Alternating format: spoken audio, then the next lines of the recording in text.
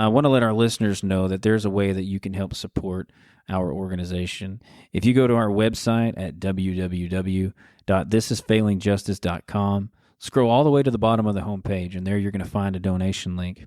Any amount you can donate will help us further our mission and reach more people. We believe it's really important to keep spreading the word about the issues that are plaguing our criminal justice system and how we can make it better.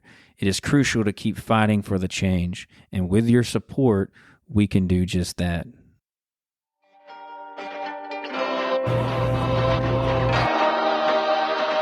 This is Failing Justice.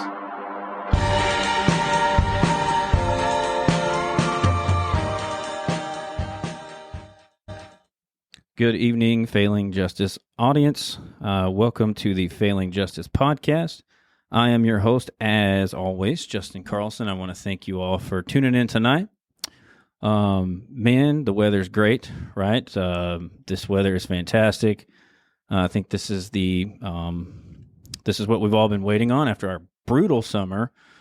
Football's in full swing. Baseball's in full swing. Playoff baseball. The weather's great. It's almost time for fires. I'm super pumped. So just like I'm sure all of you are after this scorching hot summer that we had. But yeah, welcome to the podcast tonight. We are downtown Dallas, Hello Studios. Floor number 9, coming to you live. Always want to give a shout out to these guys here at the studio. Man, they really take care of us real good. So if you have any kind of producing that you need to do, give them a call. It's very, very much worth your money. So thanks for joining in tonight. I have a real cool guest with me tonight. Somebody who I go pretty far back with. Gillen, what's up, man? What's going on, brother? This is James Gillen. James Gillen and I, we were detectives together for a few years. We knew each other a little bit before that, but we were, we worked major crimes detectives, major crimes over in Gladewater, Texas, for a little while. And I have to talk about this, dude. So this is the truth. This is the God honest truth. And I didn't tell you that I was going to talk about this, but I got to talk about it. We hated each other, bro. Did we not? Am I wrong? In the beginning. Yeah, absolutely. We listen, we just got off on the wrong foot. I think later on we identified some of those problems. But it took us a little bit. It took us a little bit to get to the point to where we could stomach each other. This is a true story, man. Like, this guy, me and him would show up and we would just shut our doors. Our offices were right across from each other, and we would just shut our doors because we couldn't stand each other. And there were obviously some people that were coming in between us and trying to cause us some problems. Some of the law enforcement problem children, but I'm glad we came together, dude, because I think you understand me, and now I understand you, and it took us reaching that mutual understanding and figuring each other out. Because once we got over that hump, dude, we were fire. We were good friends outside and inside. Absolutely. I think one of our favorite pastimes would have been interview and interrogation. Man, we were batting 1,000 on that. I don't think we ever lost, man. No. What are your thoughts on that? Man, we did some gnarly long interviews together, and you were like the yin to my yang, and the suspect didn't have a chance. Especially man. The guilty ones. The guilty ones, dude, and it was fun, man. We put some really bad people in prison. They're still in prison to this day. I'm talking some real bad people that needed to go to prison, and to this very day, like there's not anybody. I've interviewed with a lot of people, and I know you probably have too.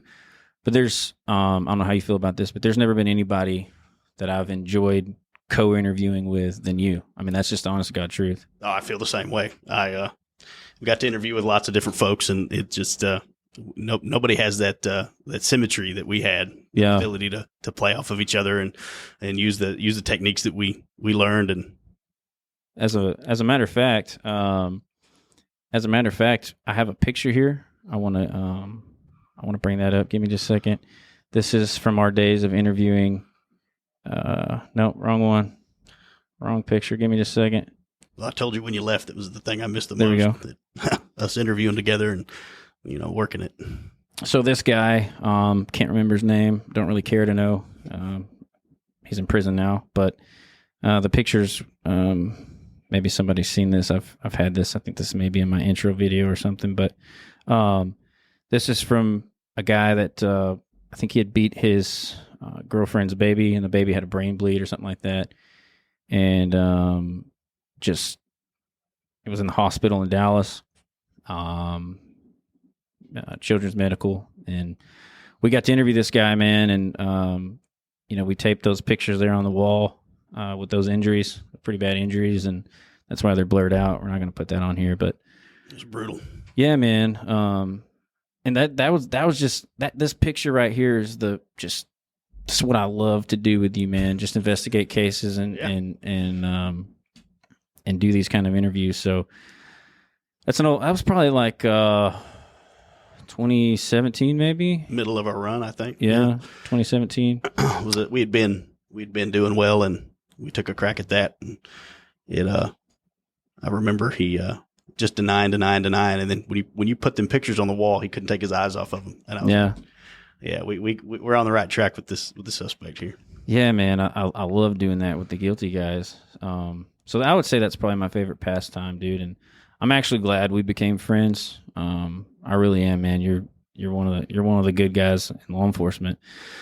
I feel the same about you, brother. But no, man, tell the audience a little bit about kind of your background, like when you got in law enforcement, how long you were in. Kind of talk about that for a little bit. Absolutely. I started the end of 2007. I was hired by the Longview Police Department, and I went through the police academy. I had been in asset protection and loss prevention before that, and I had some health problems that prevented me from kind of getting in the track early on. So I want to talk about that. Talk if you don't mind. Do you care to talk about what happened? I had a brain tumor that was giving me seizures, full blown. I think they call them like tonic-clonic seizures. And for most of my teenage years, that was my life. I was on a high dose of anti-seizure medication, and it left me in a fog. And it was obviously debilitating to any career in law enforcement. And nobody wants an epileptic cop. It's not even allowed. And but I had the tumor resected when I was 20, in March of 2006. And a year later, I was applied with Longview PD, and I got in on my first try. So I thought it was fate. So 07, I went to the academy, started on the streets in South Longview. And man, it was everything. And I thought I was going to save the world. Every traffic stop, one traffic stop at a time forever. And it was super busy. I was the low man on the totem pole, obviously. And so, 5, 6, 7 assault, family violence calls a night, plus everything else that you can think of in a fairly crime-ridden town. It was good. It was a good indoctrination for my first couple of years. Then from there, I went to the Upshur County Sheriff's Office. Stayed there for 7 years, almost to the day. Did everything there from property crimes investigations, ended up in narcotics, did those investigations at the local level. Then it was assigned. And I want to. Oh, go ahead. I see you got we were kind of confined a little bit to what we could do with our facial hair, but I see you back to the narc look. Yeah. Oh man, it was my favorite look, and the vintage T-shirts and jeans and boots. Man, that was the trick, and it ended up with that a federal task force for 4 years, and it was you take things for granted, but it was the best 4 years in law enforcement of my life. It was so much fun, other than working with you, of course. Yeah, of course. Absolutely, bro. Wow. Yeah. Just going all over the United States, man, chasing leads and things I never thought I'd be doing. And, all good things must end, I guess. And it ended. And then I ended up at a local sheriff's office and, as an investigator, first with we caught everything in the beginning. I became the lieutenant and changed that, so we had specialized individuals to handle property crimes and major crimes and specifically child sex abuse crimes. That was rampant in that county. And we did a lot of collaboration together. Yes. Even after we left Gladewater, you went your way, I went my way. we still talked a lot because I was working child sex crimes. You were the internet guy. Yeah. I mean, you were and we talked a lot. Absolutely. Child porn cases and all kinds of different stuff like that. So, well, you were part of the task force at DPD. Man, I forgot the name of it, but the Internet Crimes Against Children Task Force with Attorney General's office. Man. I remember we talked. We still held a lot of phone calls and bouncing things off of each other, make sure we're trying to do it right. Well, even to this day, I bounced stuff off of you. I knew we thought alike but different, and if I had an issue with a case or I was stumped, I knew that you or one of our other friends, I reach out and at least get a different perspective potentially. Yeah. See if I was on the wrong Sorry, I didn't mean to interrupt you. I just wanted you're good. to talk about that. So I was at that sheriff's office and stayed there for about 2 years. A lot of things your listeners might not know is one of them is that sheriffs come in and routinely just eviscerate their command staff. Absolutely. when they get elected, and for good reason or bad reason they do it. And so I ended up at the University of Texas System Police for the last 2 years of my career. And I was a patrol officer, but was quickly assigned investigations. did all the investigations for the agency, and did a lot of instruction and training. I have a lot of certifications in different fields of law enforcement, and that was great. And but some things eventually happened at that agency that kind of led me to believe that this was no longer the career for me. Yeah, and you're in the private sector now. I am. You just like so many of my other guests, man, that I've had on, myself included. I mean, I'm back in now, but so many of my guests, man, like I've tried to paint the picture for the audience. If they don't know, I know my law enforcement audience knows, but the citizens, the people that don't really know. I mean, law enforcement's losing cops, dude, just by the dozens left, and good cops, man. Like, I'm not trying to like toot my own horn, dude, but I was a good cop, and same with you. You were a hell of a cop, man, hell of a criminal investigator, major crimes, dude, and that's what and we'll obviously get into this. I don't want to jump too far ahead 'cause we're talking about you, but man, law enforcement's losing good cops, dude. I was responsible for some hiring, Gladewater PD, and we would, with you there, and responsible for vetting and doing background investigations. I was doing that again at the third largest state agency in Texas. Not bragging at all, but just a place people should want to come to work. I mean, it's the state of Texas, and you're a state law enforcement officer at that point. You're kind of like DPS, but on UT campuses, which are everywhere. And we had, out of 5 candidates, 4 of them failed the polygraph for things like marijuana and just overall deception. Like everything the guy was saying was not true, and bad vibes, the whole 9 yards. Like we couldn't get good candidates, and that agency still can't in East Texas get decent candidates, people that want to come to work there, and they even raise the salary. They're still shorthanded, like ridiculously shorthanded. Yeah, and it's plaguing. Agencies are using the excuse to hire anyone and everyone they can, whether they actually meet the qualifications or not. And so, like, to put it bluntly, it's the great dumbing down of law enforcement. And that's a huge problem. I mean, law enforcement already have our battles, right? But then when we are losing, I've said this, I'm always going to say it because driving it into the ground, people get tired of hearing it, but we're going to have to say it till it changes. But like, we have lost control of our own narrative. Like, we're just compounding the problems over and over and over, and exactly with what you just said with bad hires. So, and then we expect those people to go out and serve the community and not give the entire profession a bad name. But I used to, in the trainings that I would give, I used to tell, and the rookies that I would train in field training programs, I'd be like, you are the representative for law enforcement as a patrol officer or patrol deputy. When you go out and you make contact with this person who's probably having a very, very bad day, if not the worst day of their life so far. And if you leave a bad taste in their mouth, they will think that is all cops everywhere. And it's lost. That's not a message that any agency that I'm aware of is putting out and trying to teach to their rookies, to their young officers. And then, you have that, but then you have these guys that have 7, 8, 10 years in, they've kind of forgotten it in a lot of cases. They don't understand who they work for. and it's not themselves, and it isn't their chief. It's the citizenry that pays their salaries, the ones that pay taxes anyway. And, if we're going to treat them poorly and not be knowledgeable about every aspect of what we're expected to do on a daily basis, how can we expect to have any community support? Exactly. And you said something that kind of stands out to me.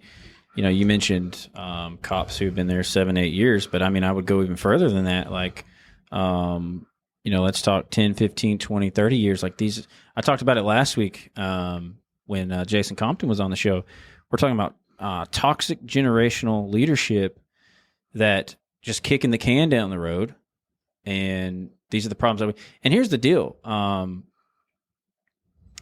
always say I want to bring these conversations to the table. Like that's my goal here. We talked a little bit about that tonight when we were eating, but like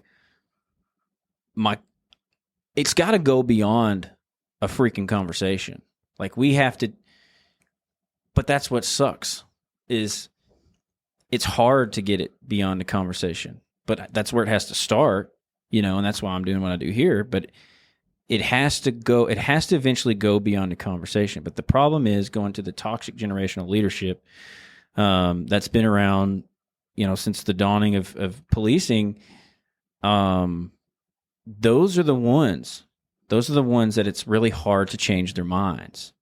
It's almost impossible. And then that, it literally almost is next to impossible to change the minds of those that are in the leadership positions. Their perceived success has led them to believe that they are absolutely incredible cops and have nothing really else to learn. And you said it, dude, perceived success.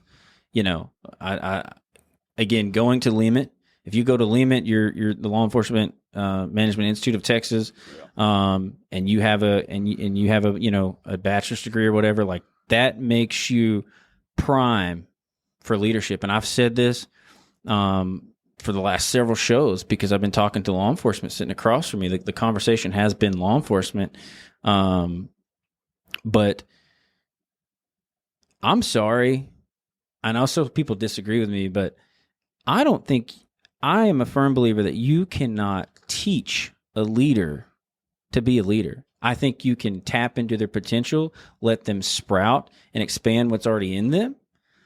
But these people that feel entitled, and I'm not knocking education because I know you got education, I got education, but these people that think they can go to college and get a degree and turn around and let's be a police chief simply because you have that. I've always said, leadership to me is more a matter of the heart than it is of the mind. What kind of person you are, how do you treat. One of my chiefs told me one time, he said, I watch people when we go out to eat. How do you treat the waiter? Do you say thank you? Do you say please? Or are you just like, yeah, it's beneath me. More drink, right. Because that's what it is, man. Because if you're a good leader, you're a servant leader, and you're out there on the front lines with the rest of them. And I'm not saying there aren't. Clearly there's good leadership in law enforcement, but I think it's really ill and it's sick and it lacks. Would you agree with that? I would say that it's rare. Working in East Texas as much as I did, the times that I've worked under people that I could admire for their ability, the people that inspired me to up my game daily, it's rare. I've worked for a few agencies, sheriff's offices, like we mentioned earlier. It changes leadership, changes whether you can stay there or not. And it's on one hand, it's not even all five fingers of the men that I worked for that I was like, that's somebody I want to emulate. Everybody else was just so problematic and it was caustic to one degree or the next. And it was miserable. And other officers felt that way. And it kind of went two ways. They either completely checked out or so they're on duty, but they're not. Or they left. And the officers that would that left in those situations, some of them were very good and the agency needed them, but the agency didn't recognize that. And I don't know how you fix that problem. And going back to sheriffs getting elected and coming in and turning the entire. You went through that process, right? Right, several times. I went through it at the Upshur County Sheriff's Office. The electorate, we see issues with voting and people picking their candidate, and whether we agree or disagree. But at the sheriff level, it's just a popularity contest. And so, being a good sheriff, being a good leader as the highest law enforcement officer in the county, can't be a popularity contest, but the election cycle every 4 years in the state makes it just pure popularity. And so if you have to make some tough calls as a sheriff and enough people get mad at you, you might get voted out. And that happened time again. Happened to me at Wood County. Sheriff Caslew was my sheriff. He had a 25-year career with the Border Patrol and left as a captain, retired as a captain. And Wood County hired him.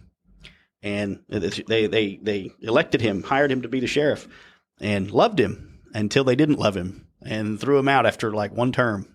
And with him went 150 years of law enforcement experience, people dealing with the county every yourself included, day, myself included. And I actually, so at Upshur County, I left when I saw the writing on the wall. The candidate that won was not going to work for me, and so I left, found another agency to go to and stay in law enforcement. But at Wood County, I wrote it out. And I was even going to step down from lieutenant and just be an investigator. That's what I put on I had to fill out an application for a job I already had. How crazy is that, man? So like you get elected sheriff, screw all the good guys that you likely probably have a few, and let's just be, I think we can all agree most cops are decent people. That's debatable. There's some that aren't, but I say most that are, right? It's not so much in my opinion, it's not so much whether they're good or bad people, because I think it takes, the sociopathic and psychooptic personalities are rare in society. So like set that aside. They're just people and they're flawed people. That's fine. But we can fix a lot of those flaws and a lot of those issues with just training, with just setting our plows deep, like my dad used to say and taught me. Still says it to this day. Doing everything to the best of our ability and learning and trying to figure out the right path for a case or for an on-scene investigation. That solves almost every problem. Sincere training, right? Yeah, the real kind. We're not talking about the kind where we just I call it herding cattle. It's state mandated, so we have to do it, right? But hold that thought, because I want to go back to the whole sheriff coming in thing. Yeah. What kind of crap is it that you can elect a sheriff?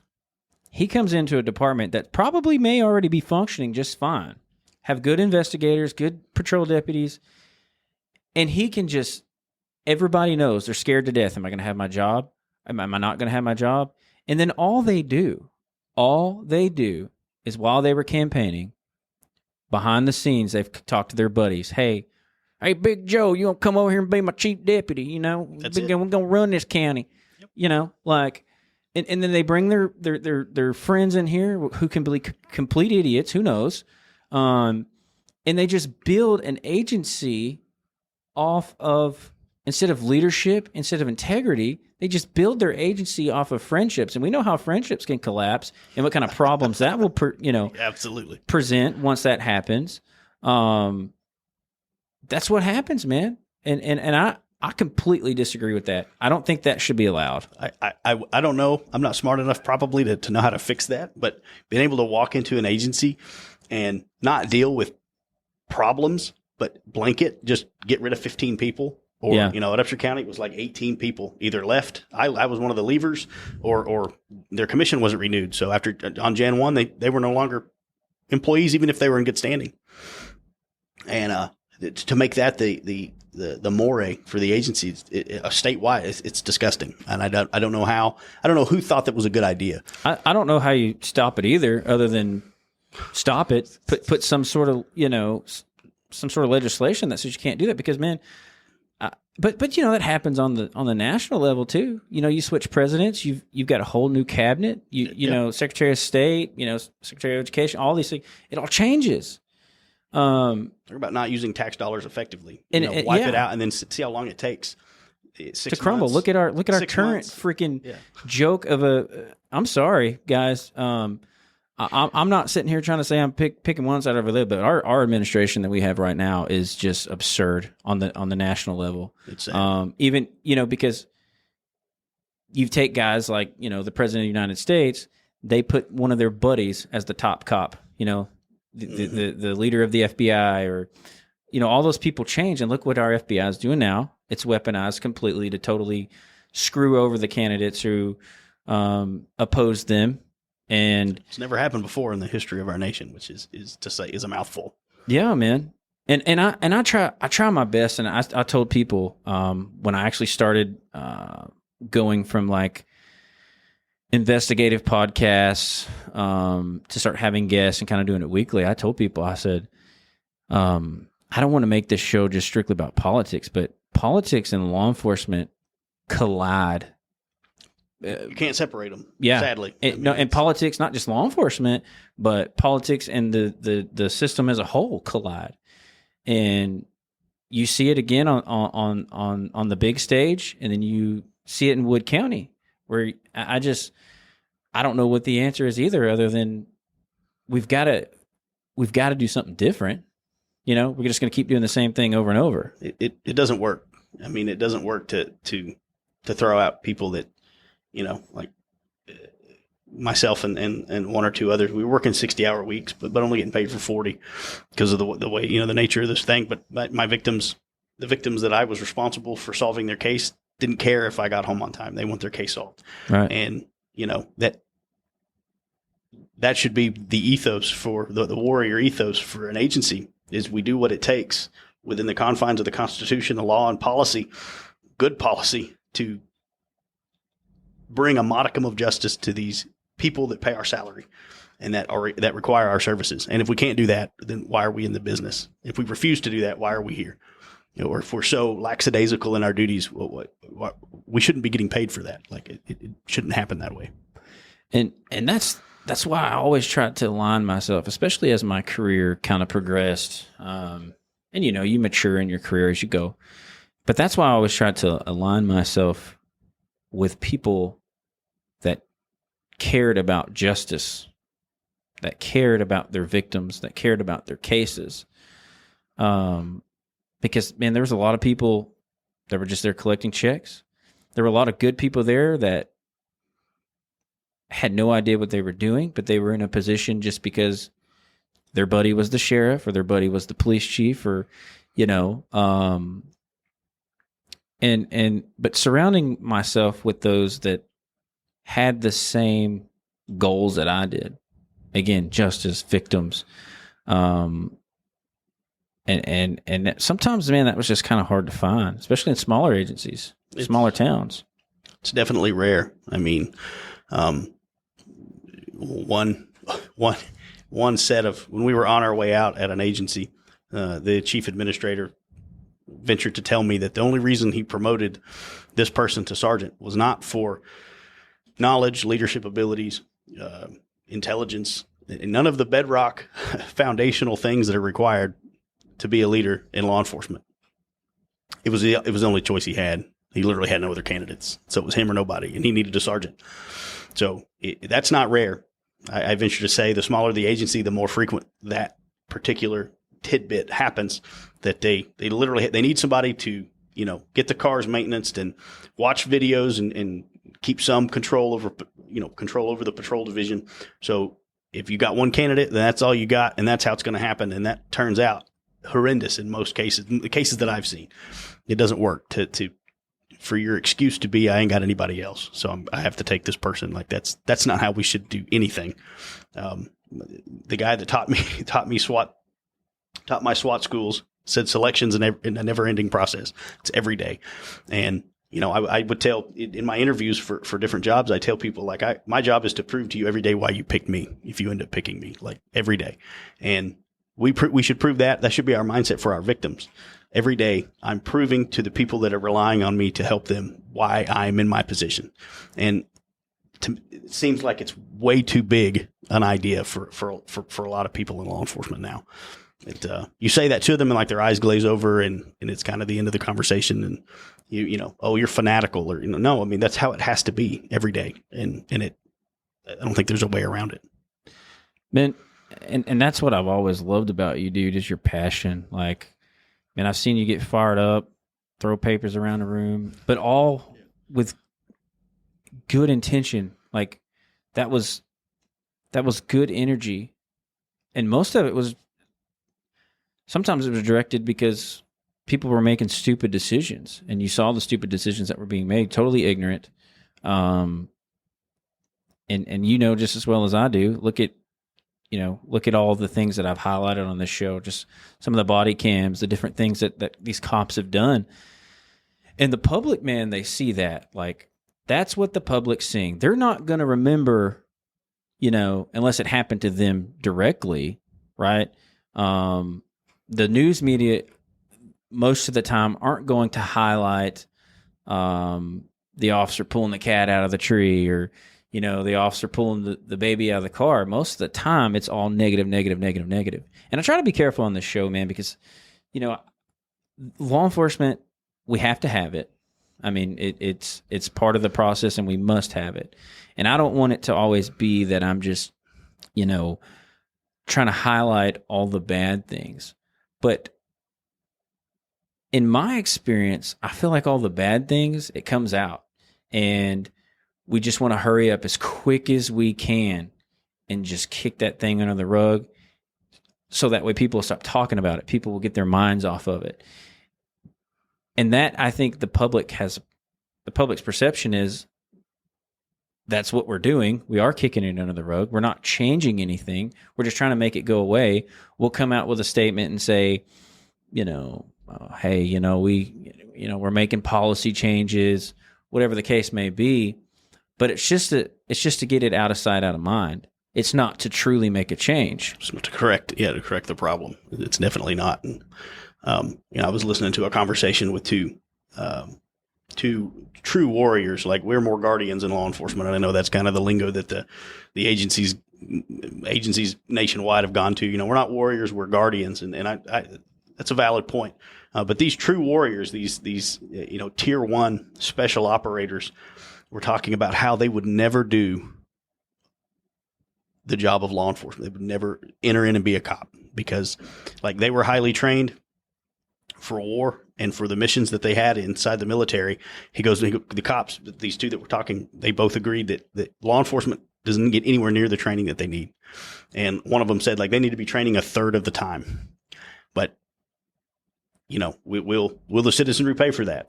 That's left to be found. But, left to be seen if that would ever happen. But it's so true. Like, the citizenry, and I used to say this all the time, the citizenry can't expect SEAL Team 6 to come and solve their crime and help them out if they don't train us like SEAL Team 6. Like, they can't expect that. That's unrealistic, and it's not going to happen. And so, between that, agencies have to do a better job training. I've seen it over and over again where the missing link is you have a young officer that wants to do right, has good moral fiber, wants to be what the citizens need him or her to be. They don't get the training. And so they're out there floundering around, making mistakes, getting in trouble with their agency for these mistakes. But it all could have been nipped in the bud with proper training. And, it rare is the agency that they talk it. They don't really feel it, and they don't really put it into place. Man, and that brought another thought to my mind. Several weeks ago, I talked about, I think it was Massachusetts. They have a database that highlights all the officers' disciplinary actions. Now, you can look at that two different ways. You could say, and the reason I bring this up is because you were talking about people doing things, making mistakes, getting in trouble, et cetera, et cetera. There's a difference between a mistake and a decision, right? Absolutely. I mean, a cognitive, I know this probably isn't right, but it's the easy way. It's quick. I'm going to cut this corner. Right. You know what I mean? But then there's a difference between making that and then, because lack of training, you make a genuine mistake and it could be corrected with training one-on-one time. But my point to all this, shuffling problem children from one agency to another, and going back to that database, having that database I think is pretty cool because then the public can see, hey, hold these officers accountable. But the only problem with that is, right, then you've got the other side to that. Like, that's designed to be a good thing.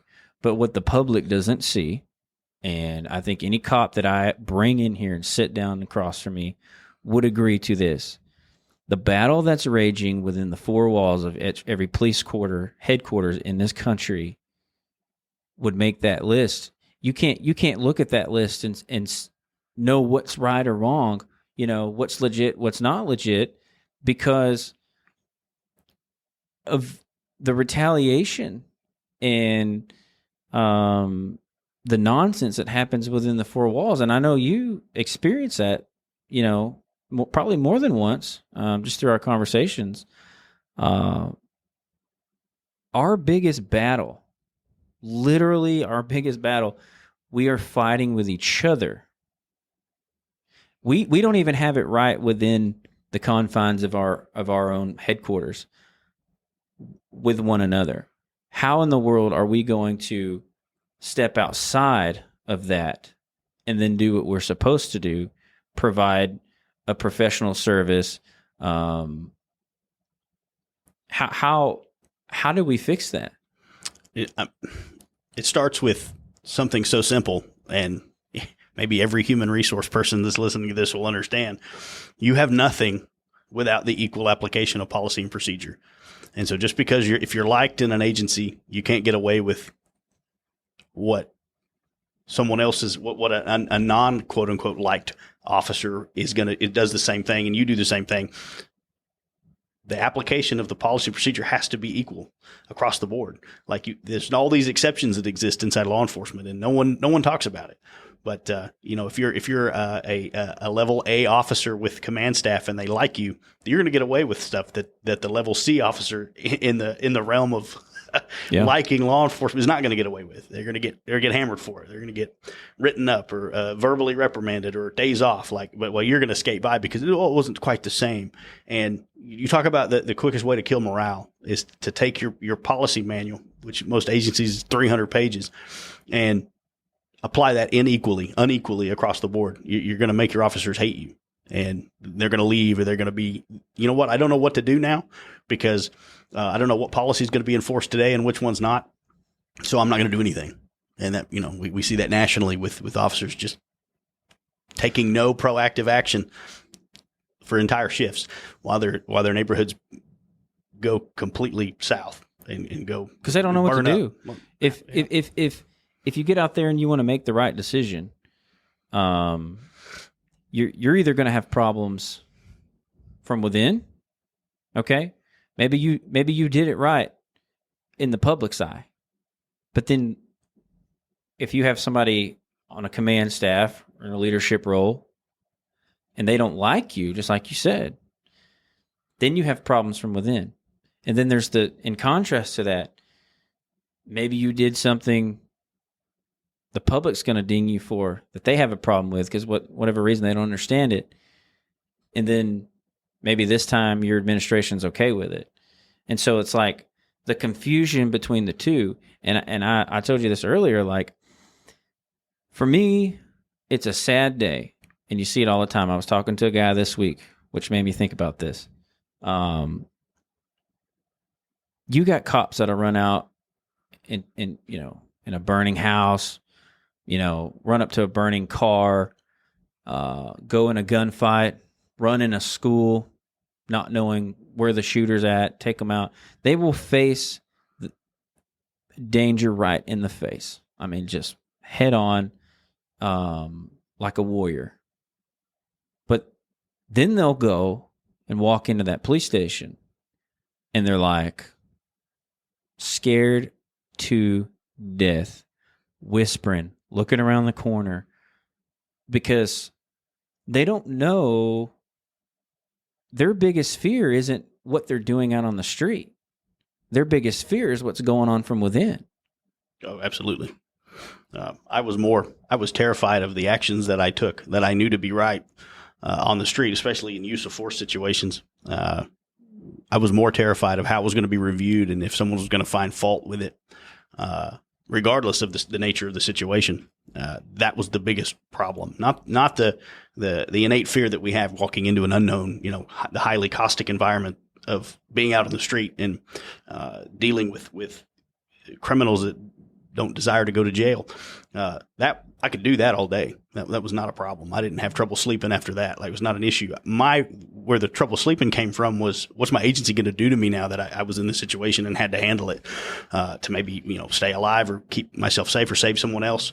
But this happened. And like, what are they going to say about it? Am I going to get in trouble for this? Are they going to try to railroad me for this? We see it. We all know officers that happened to, that they did a pretty solid job of handling a situation, but administration didn't like it.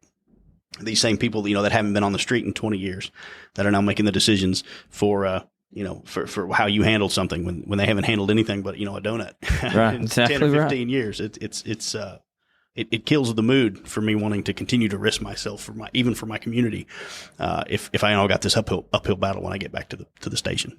And I think that's why a lot of cops are leaving. And I'm not going to say, obviously, with the national issues that we've had with law enforcement, the riots, the unarmed killings, all these things. I'm not saying those aren't problems, because they are, obviously, but I will continue to say it. And like you said, they haven't handled anything in 20 years but a donut. Like, that's what these people want, though. When I say these people, I mean that's what these cities want. These city managers, these city councils, they see somebody, they see a certificate of education and maybe 10 years on the job, but that it goes back to, they don't vet that person out to who. I mean, and you dealt with this in your own agency recently, your last agency, when we talked about that, of how they vetted the candidate and how he received the job, his promotion. And these things just aren't vetted. They're not looked at closely. Well, I mean, they're not looked at closely, and it goes back to the point that I was making about the justification for putting someone in a leadership position can't be it's all you had. I mean, what a horrible statement to make. I mean, what a melancholy environment that becomes if you're now leading men horribly, or a newly minted supervisor's leading the squad horribly because it was all the agency had. Like, that's the most ridiculous reason to put poor leadership in position that I can never even come up with. I don't know how. I don't know how an agency can live with itself, the men and women that make it up, with that being their justification. Well, I made this guy a sergeant. He wasn't ready, but we did it because he had nobody else. Like, that's horrendous. You just sacrificed. You call it kicking the can down the road. I call it sacrificing the morale and safety of your officers because you were too tired to find a better candidate. Like, that's disgusting. I don't know how else to put it. And I also think too that I don't want to dog city councils and mayors and stuff, completely, because a lot of these people have good intentions when they're trying to hire a chief.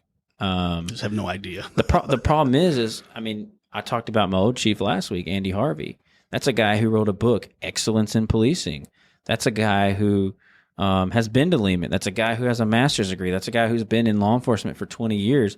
And he goes around with all this, I call it fluff.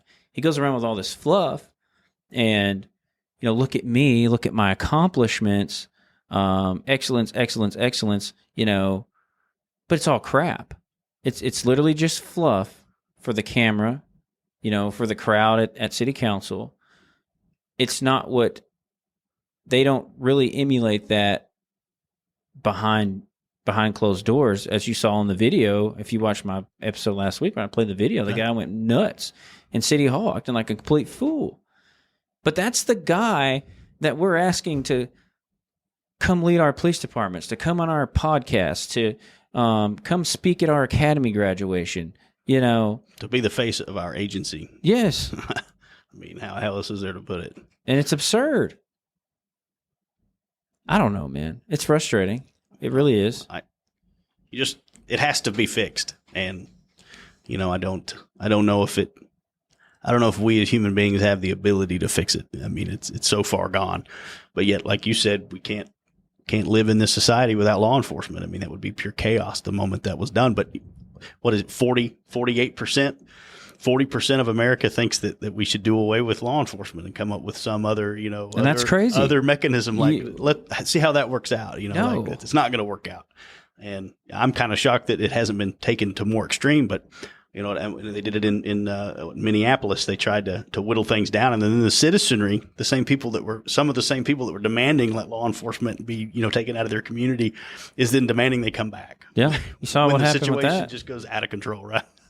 Yeah. So if you had to say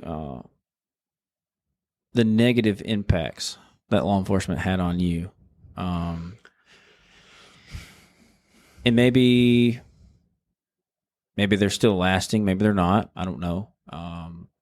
But if you had to highlight some negative impacts, what would you say? I mean, right off the bat, it's just the incoherency of some of the agencies that I worked for, specifically the last one. Some agencies, they recognized my abilities and so put me in positions to make dynamic change and to do things that would benefit the agency because they recognized what I brought to the table, whatever they saw in me. They recognized they needed it and then allowed me to do it. But at the UT System Police in East Texas, they just refused to recognize that I had anything to offer, that they needed anything that I had to give, while putting me in charge of the training and giving me criminal investigations that occurred on the campus and different things. And so like I knew what I was doing. They knew they needed what I had, but they just refused to recognize it. And so that was just a psychological kick in the face for me. Go ahead. No, and then, from that carries over into when I couldn't facilitate and help facilitate the things that needed to be fixed. Egregious violations of the public trust occurred after that. I mean, horrible things happened to various victims. I'd been talking to my command staff about getting our officers training in how to handle individuals that are IDD, that have lower intellectual levels, that are disabled, like legally disabled. They've got the paperwork to prove it. They come in our floors for mental health care, and at times you have at the UT Health Science Center, you have these 2 floors where mentally ill people just commingle, and then you have hardly enough staff to handle that. Constantly problems. They called them behavioral health emergencies. They get paged out, and law enforcement would come, and the security guards would come, and all the nurses from all the floors would come to try to solve the problem and keep it on the healthcare side of things versus trying to have to get law enforcement involved. So we would stand back and call after call, multiple calls a shift to try to solve these problems. And so there was a sexual assault allegation made against a patient by another patient, and the officer that I had been preaching, we need to teach these guys how to initially handle a sexual assault investigation with someone that is, intellectually under the age of 14. How do we do that? Where do we go? How do we handle this? What's the protocol for this? What would the investigator, which was me at the time, what would I need them to do and not do?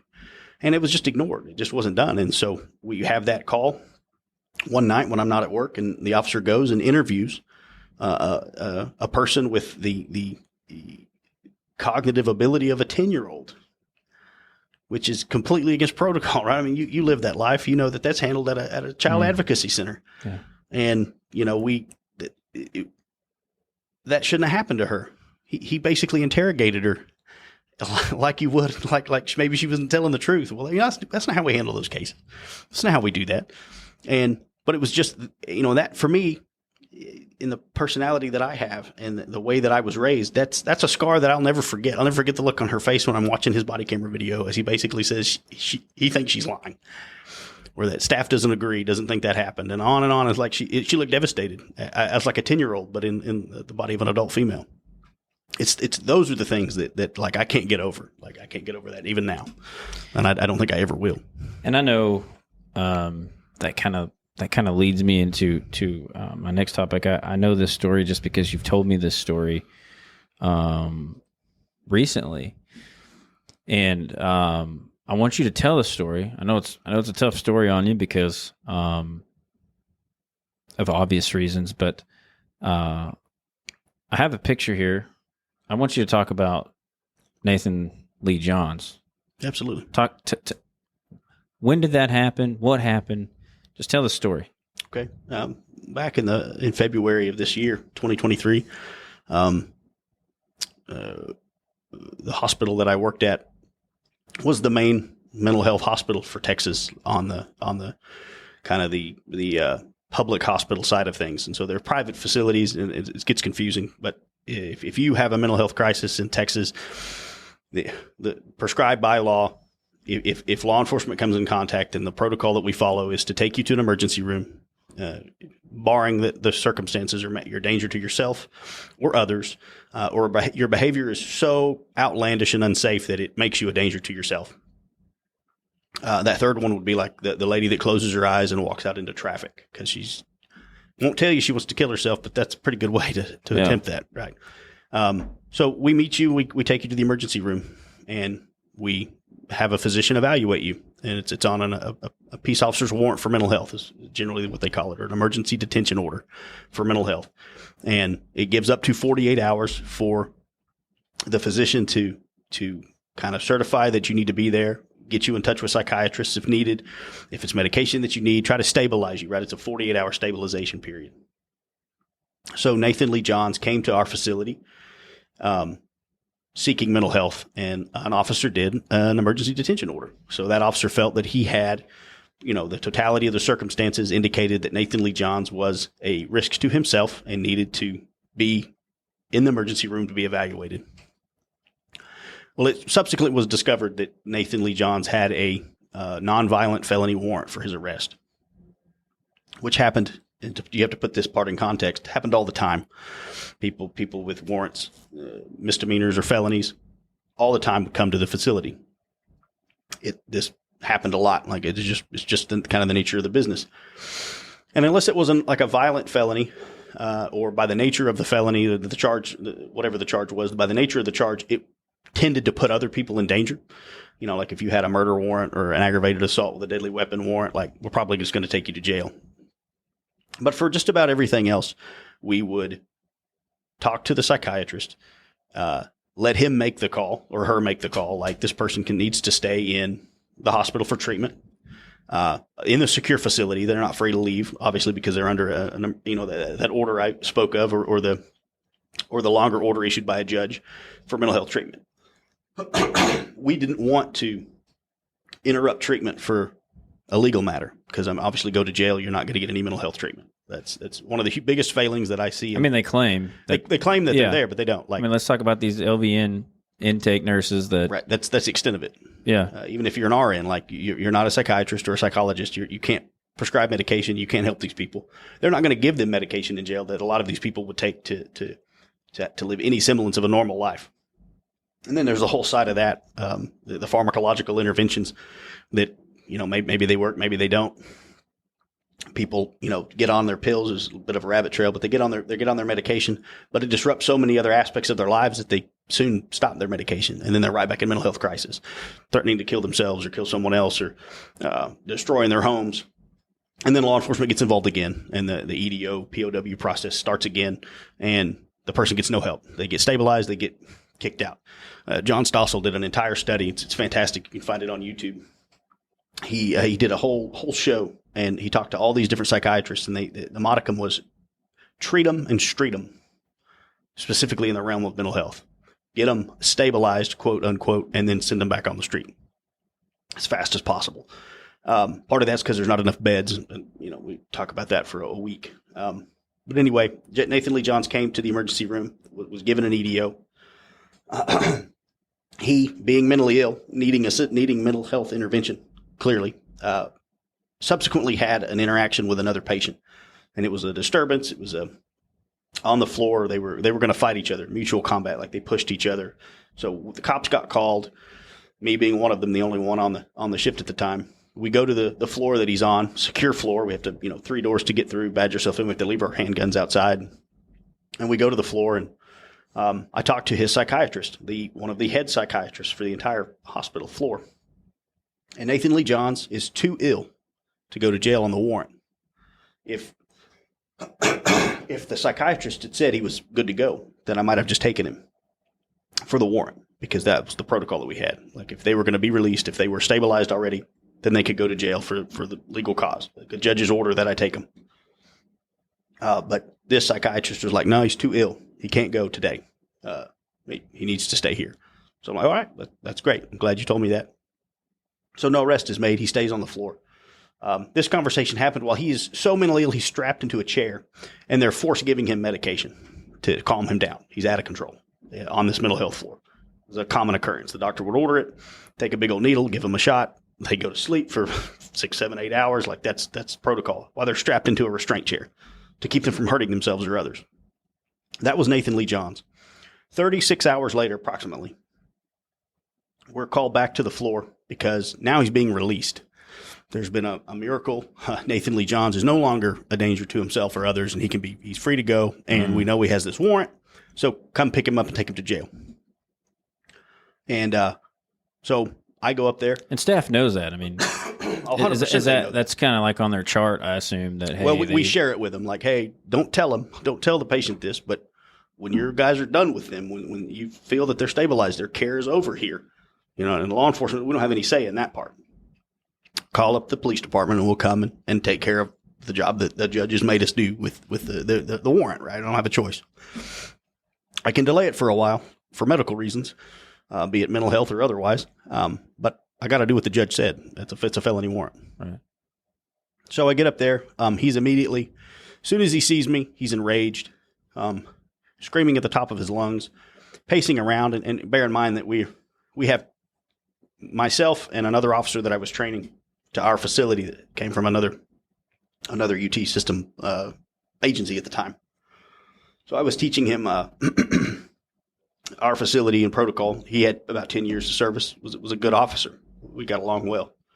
And we're there. He starts screaming. Nathan Lee Johns starts screaming, hollering. He's biting himself. He's literally ripping chunks of his own flesh out of his arm, his left arm. I still see it. And then he's pulling hair. Yeah, Zork's got some water for you, man. Thank you. That might help you. He's pulling hair and teeth. Or hair and skin out of his teeth. Thanks, Zork. That he did. He damaged himself. And this is happening in a matter of seconds. And I'm trying to help him calm down, to de-escalate the situation. Like, I was trained 27 times in the last couple of years of my career to de-escalate. And all the while he's biting himself, he's telling me that if I try to take him into custody, that he's going to make me kill him. Well, at the time we were outside the secure floor in kind of an anteroom area.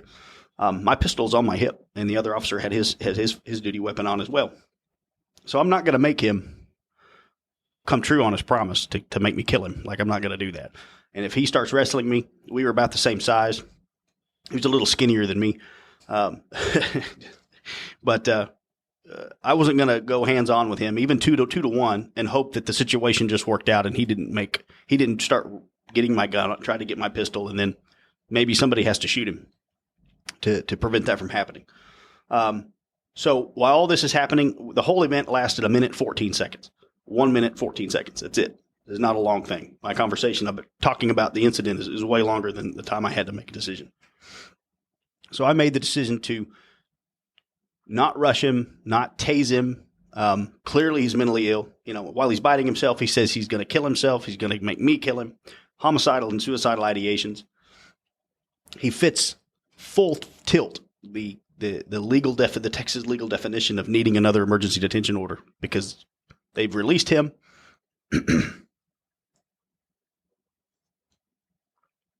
But he's not well. And, if an officer encountered this on the street, he would be scooped up, taken back to the emergency room, and the process would start again. So he's making these threats continually. My body camera captured all of it. And while we're trying to de-escalate, a nurse and so they called that emergency behavioral health code that I was talking about earlier. They called it a code BERT, Behavioral Health Emergency Response Team. So by that point, about 20 experienced psychiatric staff is there around me. So it's not like I'm just like in a vacuum. These are all medical professionals with way more education than I've got.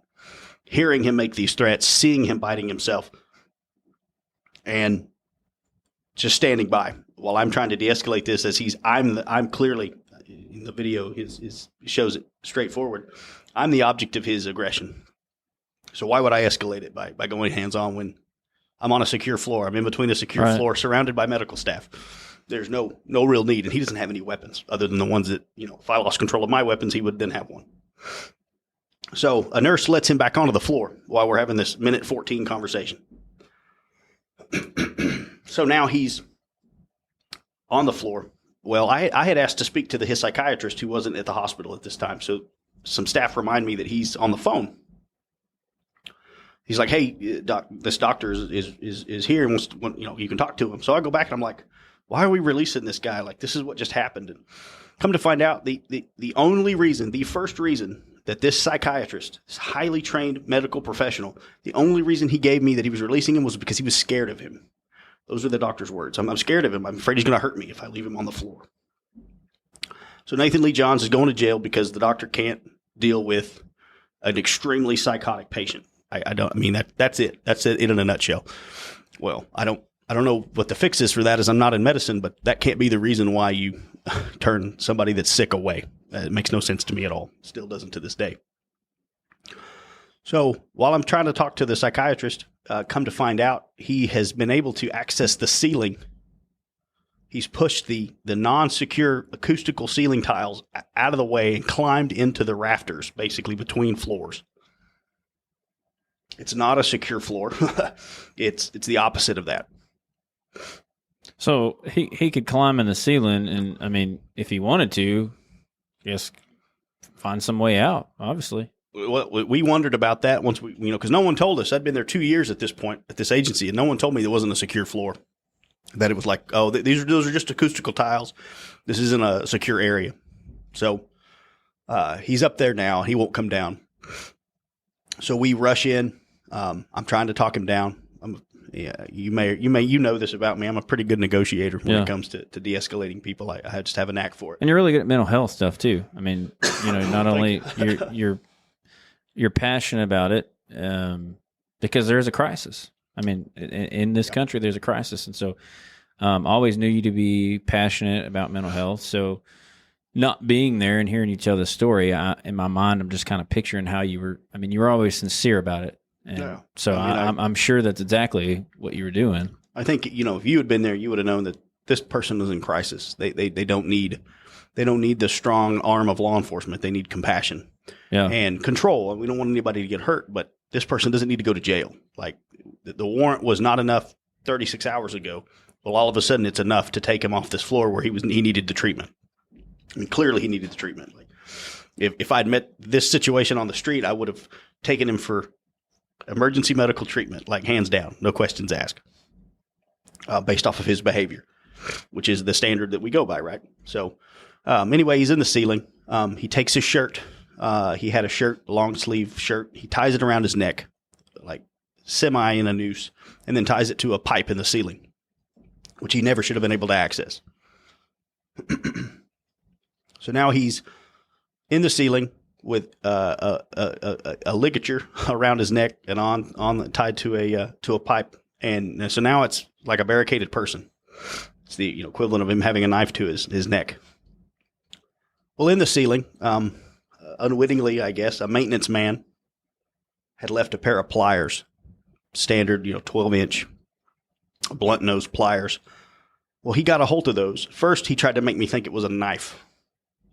Tried to tell me that he had like a razor blade or something because he wanted me to hurt him. He wanted me to kill him. Thinking back, that's what he wanted. And so he starts pinching himself with the pliers, like pinching himself down till he's bleeding, like causing himself horrendous trauma. And I get him to stop that with conversation. Well, at this point, my sergeant arrives. His name is Stuart Alexander. He arrived. Now he's a lieutenant. This goes to the heart of what you talk about on your podcast here.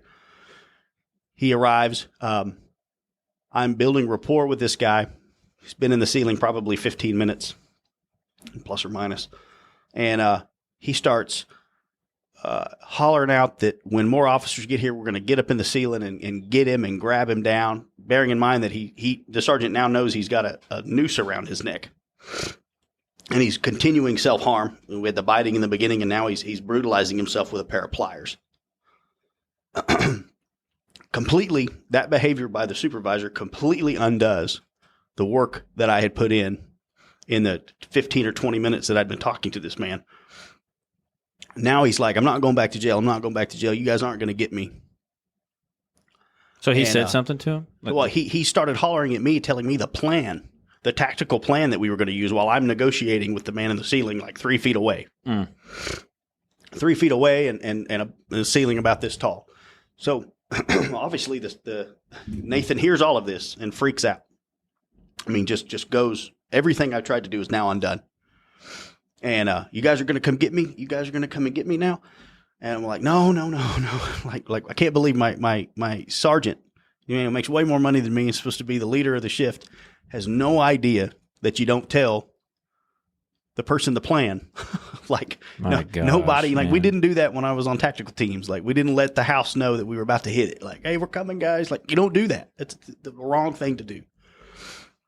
But this man had zero training, and that's what he thought was he lost his cool, and he had no training to fall back on.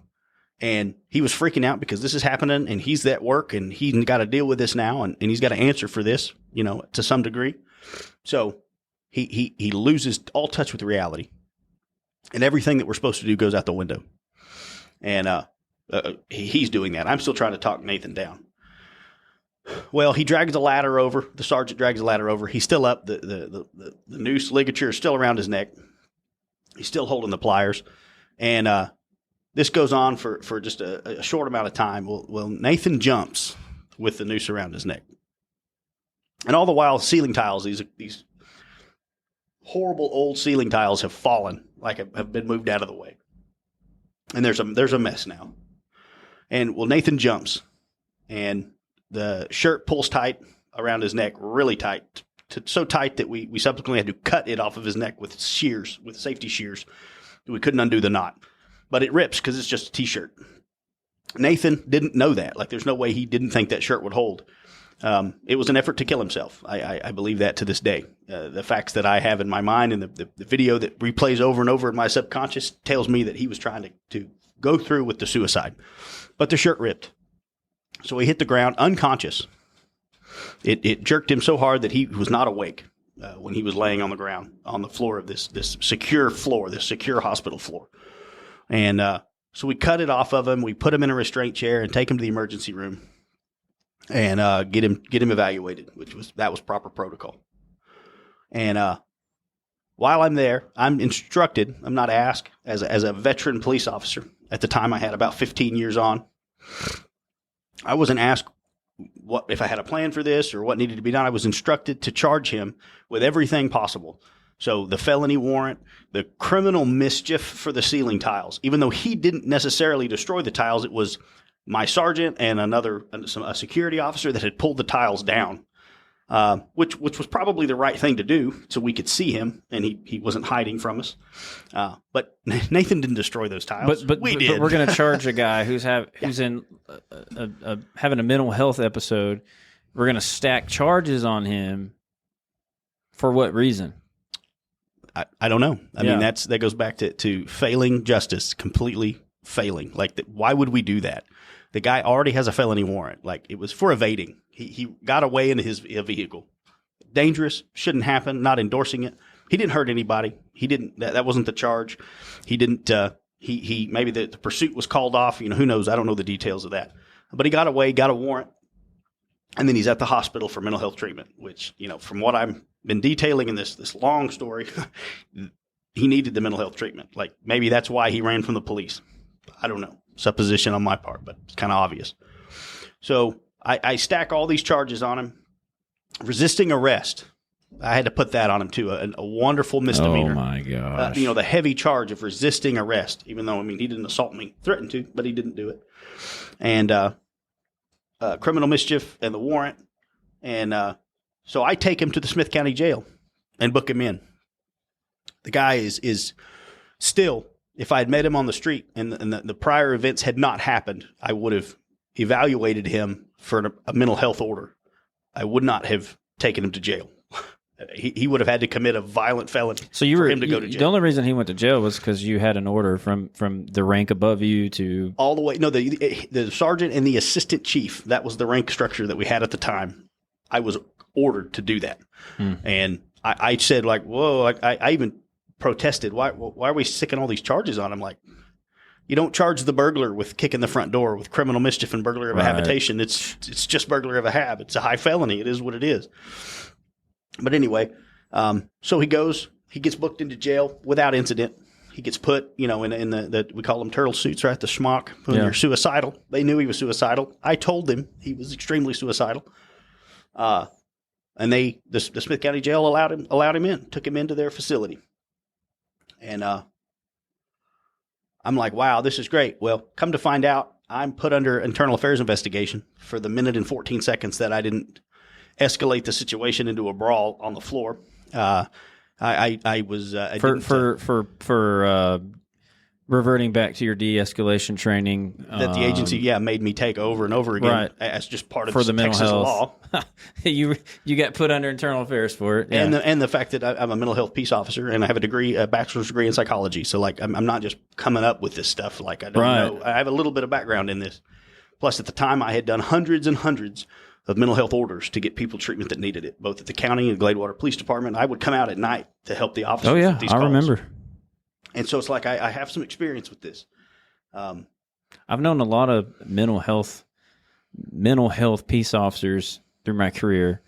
Some of them just like the title because it sounded cool, but man, and I'm not just here saying this because you're in front of me, dude, but I still tell people this day, like, I mean, you were like the guy that I've met in this entire career, the one police officer that, I mean, like you're so knowledgeable on that. And if I had questions, you were always the guy to call, and that's who all the other officers call. So, I mean, because you took interest in it, and that's like you said, that's what your degree's in, and so I would have not doubted you in that situation personally. Right. Well, and my agency knew my background as well. Like this wasn't like a secret.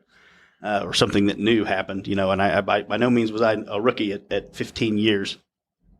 But so he's in the facility. I'm now under investigation, which drug on and on and on and on, and is one of the main reasons why I put in my 2 weeks notice and left the agency. But to jump back, so 7-8 days later, I get a KLTV alert on the local news station. I get a news alert that says Smith County had a inmate death, in custody death, and the Rangers are investigating. So, being the former investigator, lieutenant of investigators that I was, I naturally wanted to see who it was. And immediately I recognized it as Nathan Lee Johns. He's dead. And almighty, man. They released enough information that in the beginning, and I guess it had been about a day before they reported it that they had been investigating this death. But he had smuggled in an electrical cord, like an extension cord that came from an inmate phone. And Smith County just built a nice new facility, so I'm not even sure how that happened. But he was so dedicated to the idea of killing himself, just like he told me in the incident, just like he made abundantly clear to my sergeant and to myself and to others that he was going to kill himself, that he was not going to go back to jail. The way he demonstrated his behavior, the fact that he was in a mental health hospital before all of this happened, receiving treatment for self-destructive threats and comments. He was so dedicated to that idea that he smuggled this cord in. He took random debris, paper, trash, any kind of junk he could find, and he packed the cylinder, the locking cylinder on the cell door so that it could not be opened without a massive effort by staff. And he hung himself still a young man. He hung himself, and and we did nothing about it. The mental health system did not do its job, did not live up to its, first do no harm for the doctor's, oath. We as law enforcement did not do what we needed to do for this person. Was he the best person on the earth? No. He had an extensive criminal history. Nothing violent, but thefts and drug use. Things that appear to be common, in my experience, with people that suffer from mental illnesses. And we failed him. We failed him utterly, and now he's dead. Well, let me show a picture of him right quick. So that's Nathan Lee Johns there. I believe that's from his obituary. And man, what most people would say, I guarantee you there may be a cop listening to this show right now that says, well, who gives a shit? He was a POS, right? That's the common response. Like, I've heard that conversation so many times. I'll be quite honest with you, dude. When I was earlier in my career, I was a part of those conversations. Yeah. Because these things are not, they're not taught. The training that we receive to handle these kinds of things, it's mandated. We got to hurry up. I've said this before. Guys have been working the night before. Guys got to work that night. We got to hurry up, get this done, get this done. We'll just give you the answers. There's no true education and training that comes when we go to these classes. You honestly, man, like, you're rare in the fact that you care about this stuff. I've met few people in my career that truly care about it. And it just blows my mind that you're sitting there reverting back to your training and education. You take somebody to jail who doesn't, and we could talk about this all night, the mental health crisis. What do we do? That's a whole nother, I don't think we'll have time for it tonight, but he didn't need to go to jail. Well, I mean, not when 36 hours prior he was too sick to go for the warrant, which was why I was there to arrest him 36 hours in the future. I just, and the odds are his family doesn't know this stuff. Like the mom and the brother that I saw at a distance coming to pick up his belongings that stayed at the hospital when he was going to jail. They don't know. Nobody told him that he was there for treatment, and this could have completely been avoided, at least postponed until he was further evaluated because of his outlandish behavior and kept at the hospital to receive what he needed, what he was there for. And it's, talk about the things in this profession that scar you, that you can't get away from. This is right up there with a lot of abused children that I've been able to intercede for, and I've had to see their injuries and hear them talk in child advocacy center interviews. Things that once heard cannot be unheard or left behind. And this man that was equal, let's just start from the premise that he's equal to us under the Constitution. We are no more, no less than he is in the eyes of our government. Let's not even talk about God and the whole Christian side of things, which that's what I try to be every day. He deserved the best that we could give him. He was the destitute and the person that needed help from his fellow man, and he didn't get it. And not just any fellow man, right? Like, I'm not asking somebody on the street to do Nathan John's well. You're literally getting paid to do it. Right. You're in a position to where you could help him.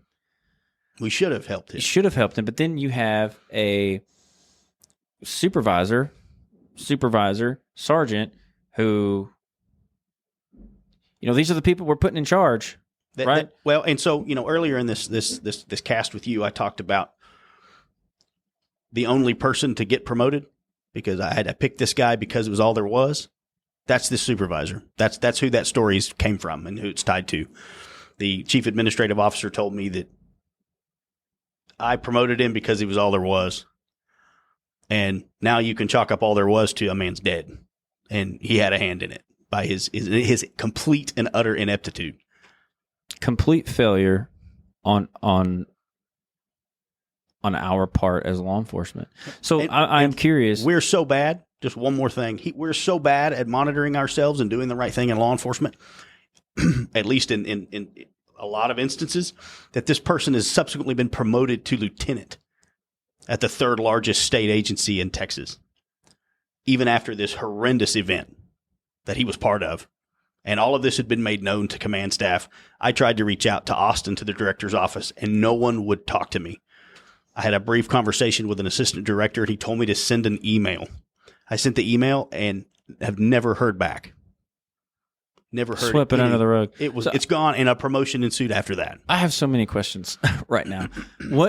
I'm gonna try to get to them to make sense of it. What happened with your internal affairs investigation? It drug on and drug on and drug on, and I came to the realization through much blood, sweat, tears, and prayer that this is no longer the profession that I needed to be in, that I was no longer fulfilling the role I thought that I had been called to fulfill, especially, at least not at that agency. And so at 15 years and 2 months, I left law enforcement. And like we said in the beginning, I'm in the private sector now. And I didn't necessarily want to leave. I didn't feel like I had a choice. And I'll have a wife and a child and family that needs me. And being in a situation like that where doing the right thing is then penalized. Was this a resign or get fired type situation? Not at all. Like what happened? So I put in my 2 weeks notice.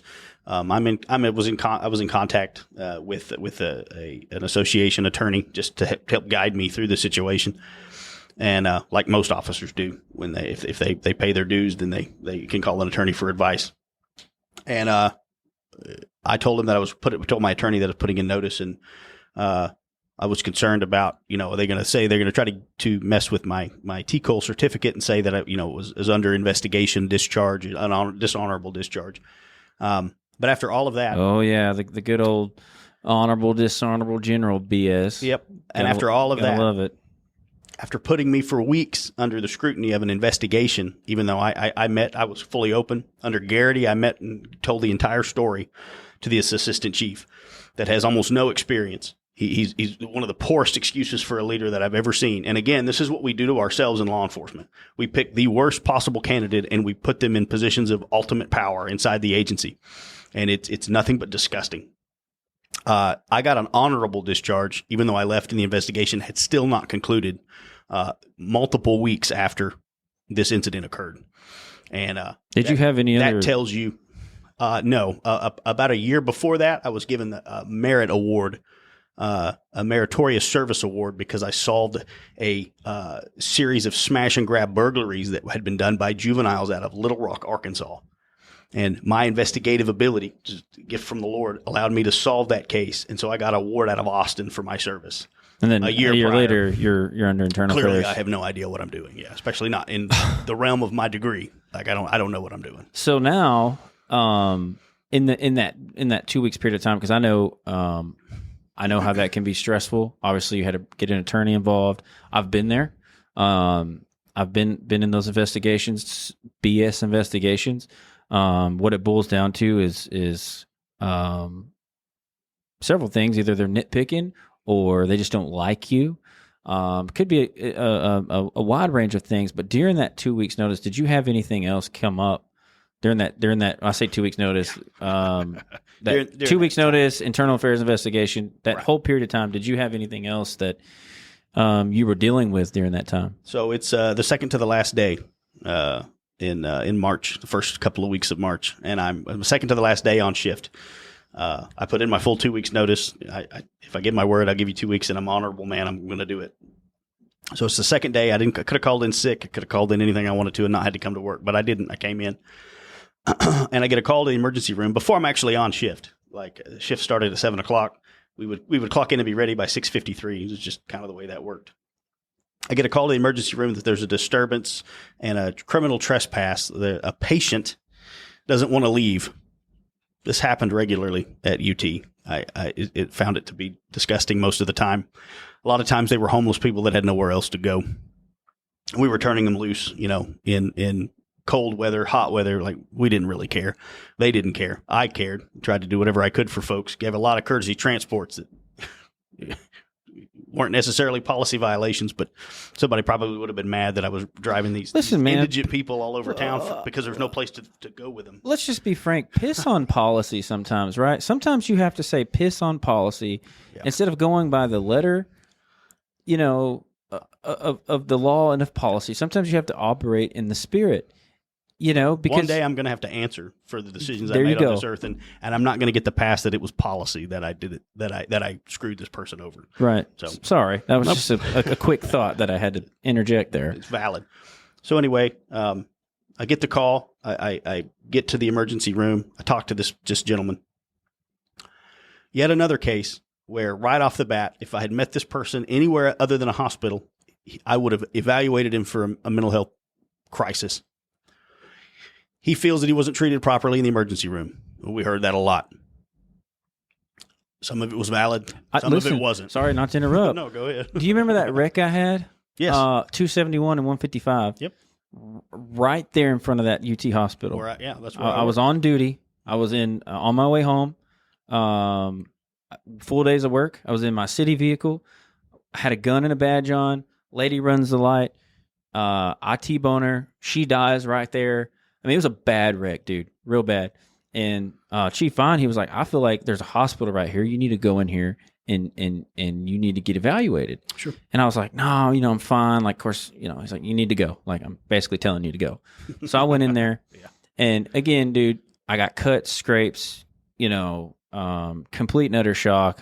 My wife at the time, she drives me, the 100 yards to that hospital. I walk in. I'm getting off track here, but no, this is valid. I go up there, and literally, man, I walk in.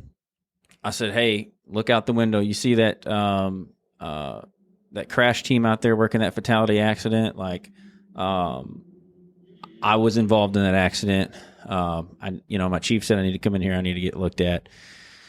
They look at me and they say, all right, we'll triage you. They triage me. I'm sitting there, 10, 15 minutes later, they come back out there. All right, let's go to the back. And they look at me and they say, you're going to have to take that gun off. I'm like, what? Like I have a gun and a badge on, right? I'm still in like a suit, tie, whatever. They're like, that you can't take that back here in our emergency room. And I was like, what do you mean I can't take it? But I said, lady, I was just involved in a fatality accident. Yeah. The only reason I'm not wearing it just like for fun because I want to be a cowboy. Like shorts and sandals, I just free Whataburger. I literally just left work. Yeah, and I had this accident. I'm like, you're telling me you're going to refuse to treat me if I don't take my gun off?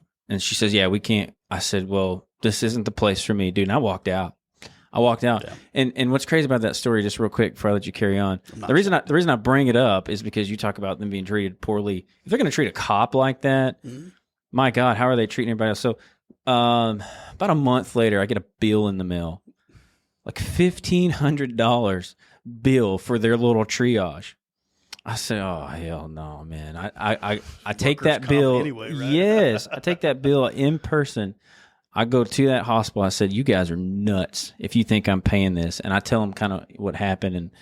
And they ended up making it right. They dismissed the bill. And but that's that UT hospital, the very one that you worked at. And yep. I just had to tell that story because I literally believe what you're telling me. Yep. I can't imagine how these people get treated. By no means was what you just relayed a one-off situation. That was standard operating procedure. Yeah. And, to be fair, UT sold the business side of their hospitals to different management companies. And I'm trying to remember the name of this management company, but a lot of those calls, and that was a policy decision that would have come, and it was the wrong policy decision because we never required that. If you're an officer with a badge, you get to be armed, like on duty or off duty. Like you can't dictate to that. But anyway, so I get the call that he's super upset. I de-escalate him. I don't have to arrest this man. I don't have to put my hands on this man. I don't have to do anything to him. I get him outside and I talk him down. Everything's fine. I get him to agree to let me drive him maybe 8 miles, 12 miles to the county mental health provider, which is in Smith County and some surrounding counties. It's the Andrews Center.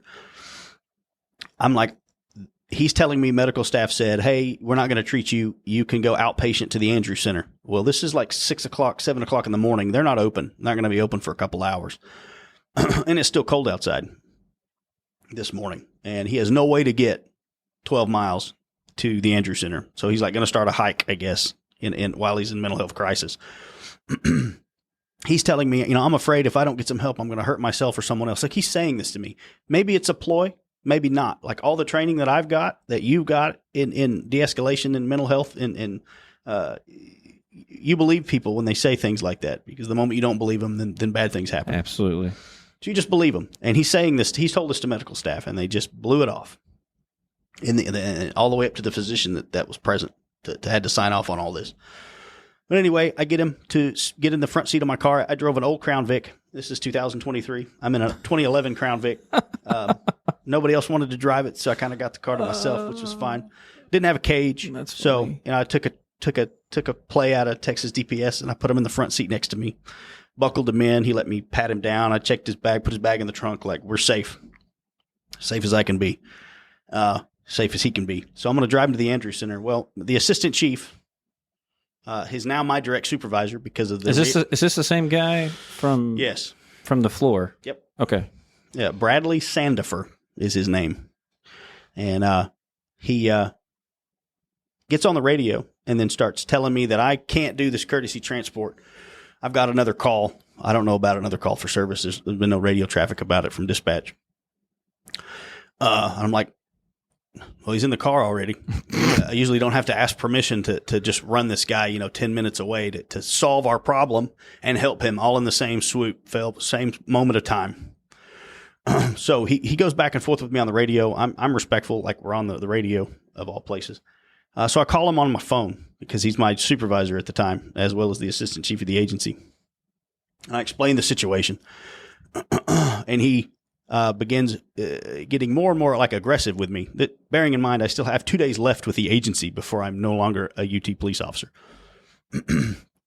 And he tells me that I will not be giving him a courtesy transport, and I'm to issue him a criminal trespass and make him leave the property or whatever, but then go handle this other call. So I'm going to CT somebody, but leave him on the property because, I'm going to trust that he's going to walk 700 yards off of our campus. Like, are you kidding me? That's a policy. That's a protocol violation all day long. You can't CT somebody and leave them on the property. Right. Bear in mind, there's no other officers there. It's just me. So I try to explain this to the assistant chief, who has zero understanding of what's happening in this call because he's across town. He has no idea what's happening. Very little radio traffic about this because I had it handled other than I'm on scene. I'm going to give this guy courtesy transport. Nobody knew what transpired. So he starts I'm like, well, I can't issue him. I can do the criminal trespass, but I'm like, you want me to leave him on the property? He was like, no, don't leave him on the property. Don't do that. Arrest him for criminal trespass. And I'm like, but he's not criminal trespassing. He's sitting in my car. He's completely agreed to let me drive him off property. Like, we're golden. Like, this is the perfect solution to this. No criminal action, no law enforcement action has to be taken here. He's letting me drive him off the property, solve our problem. So he's like, you will arrest him. And I'm like, sir, I can't. I was like, I believe I'm the officer on scene here, a senior officer at that. And I'm explaining to you that there's no crime now. Like, there's no crime. There wasn't a crime to begin with. This was a medical patient, 15 minutes ago. This was a paying customer, basically. Even if he was indigent, somebody's going to pay for his treatment. He was here to receive treatment. And now you want me to arrest him for criminal trespass after he already left? So through this back, he's like, you will arrest him. I'm ordering you to arrest him. And I'm like, sir, I'm not going to do that. Like, you're demanding I violate this man's civil rights for no cause. Oh my goodness! You really want to do that? And this is like the day before you leave. The day before I'm done with the agency, and I'm just there to cover a shift because they would have had no one to work that day if I hadn't come in to work. I could have done like so many other officers that I know, and when they're leaving, they call in sick, they take vacation, like they're not around. What are they going to do to you, right? I could have been that guy, yeah, but I wasn't, and I'm trying to solve this problem. So I tell him this again. He starts screaming that he's going to give me a dishonorable discharge, and that I'm to be in his office on Wednesday, which Wednesday was my last day. Like, I was done with the agency Wednesday. It actually was the day after my last day. it was my first off day, so I wouldn't have been at the agency anyway. It would have just been my last day of the work week, off for the week. And so he starts just screaming at me. It's on speakerphone. My body camera is recording this entire interaction. So like there's unless they've deleted it, which I don't put it past them, there's a complete record of this. So nobody has to take my word for it. A Freedom of Information request to the University of Texas in Austin would get you this data. Which so we're clear, I've already submitted that. Right. Anybody else wants to submit it. Yeah. No. But so he's threatening you. Like he's this guy's threatening that if you don't arrest this man for a made up offense that doesn't exist and take him to Smith County Jail, he's going to then in turn give you a dishonorable discharge for employment on your state document. Yes. Which would have been a lie because I was at no point tampering with government documents. Was I disrespectful? Like I was not insubordinate. I was voicing concern that you're wanting me to do something illegal. I'm not allowed. Subsequently, my attorney was like, if you had done that, you would have been guilty of the same thing he was ordering you to do. You have to refuse unlawful orders. You have a duty to do that. This was unlawful. And on top of all that, so like this is on speakerphone. My body camera is recording this conversation kind of inadvertently. That wasn't the plan, but my body camera's on. I'm doing a transport. Mm-hmm. We're not in the parking lot of the ER anymore. We're driving across campus when this phone call took place. So my body camera just picked this up as I'm on the phone with this assistant chief, and he's screaming at me. Well, the guy thinks I'm going to arrest him. Oh my gosh! This man who is in mental health crisis, whether the hospital believed it or not. And now he's in your front seat while you're driving. Next to me. He starts crying because he thinks I'm going to put him in jail. Like he starts bawling, and I'm like, "That's not going to happen, man. Don't worry about that." Like, so I couldn't take him all the way to the Andrews Center. I drove him to a local restaurant. He started to calm down. I thought he would be okay. I bought him breakfast and left him. Not at the Andrews Center. He still had about 8 miles to go to the Andrews Center. And then I went back to my agency, and he told me to go home. So during that conversation, I was told just to leave, just go home. So I took all my stuff and left for no reason. And on top of all this, in the environment and law enforcement is in right now, it said no bearing to me. I was trying to help this person, but it was a person of color. So I'm ordered to violate the civil rights of a person of color by an out-of-control assistant police chief with little experience in true leadership or law enforcement who's making me do that. It's just trying to make me do that. Strong-arm leadership. Like, you're going to do what I say. I don't give a crap. At that point, he lost all emotional intelligence. Like, he was literally – he was just so angry at the fact that you weren't doing what he said to do. Yeah. And then he just comes up with, oh, go ahead and arrest him then. And then he gets pissed off about that because I can't do that. Like he's not criminal trespassing. And this guy's still his assistant chief. He still is. Yeah, and had a hand in promoting the Sergeant Alexander to lieutenant. That's real good. And we wonder, and we wonder why a huge chunk of our society thinks law enforcement is bad, all bad, even though that's not true. And just think they think that because like stories like this, and you and I both know that we have dozens of more stories, some less. Most of them less severe than this, but just as bad and just as ridiculous. And that's what we're supposed to live with. And I couldn't do it anymore. And so you had already put, yikes, man. So you'd already put your 2 weeks in. This happened during your 2 weeks. And then I'm curious, did you get honorable, dishonorable? Like what happened with that? Honorable. They rushed. They didn't even close the investigation. They just stopped it and gave me an honorable discharge. I'm sure every bit of policy on body camera retention, because you retain those for if it's a case, it's like this certain period of time. If it's not, if it's just a test or whatever, I'm sure all policy on body camera retention went out the window. Because I don't know this obviously, but if he's doing that, why wouldn't he delete that body cam footage that where you have him on speaker and he's sitting there threatening you? Hollering, screaming. To tamper with a government document if you don't make an illegal arrest. Yep. And these are the guys, this is a chief, like somebody assistant chief who should know.